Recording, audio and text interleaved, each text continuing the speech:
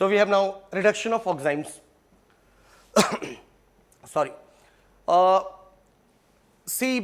This is somewhat different type of reduction, because generally we consider catalytic hydrogenation for general reduction processes, but whenever we have to reduce oximes to have the preparation of amines, then in that case we use sodium in alcohol, ethanol, sodium in ethanol, right? So here we will be taking first of all oxime. Oxime is, this is oxime, right? Now let us consider we have taken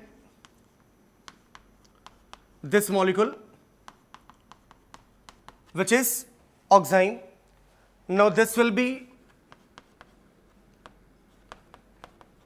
reduced by using sodium in ethanol, then the resulting compound will be this, right? CH3, CH, this will be CH3 and this will be converted into NH2. Again this is primary amine. This is primary amine. Why? Because nitrogen is containing 2 hydrogen atoms, and if we write the IUPAC name of the compound, right, then the IUPAC name of the compound will be 1-methyl ethanamine, right? So this how we can prepare primary amine by the reduction of oxime. Thank you.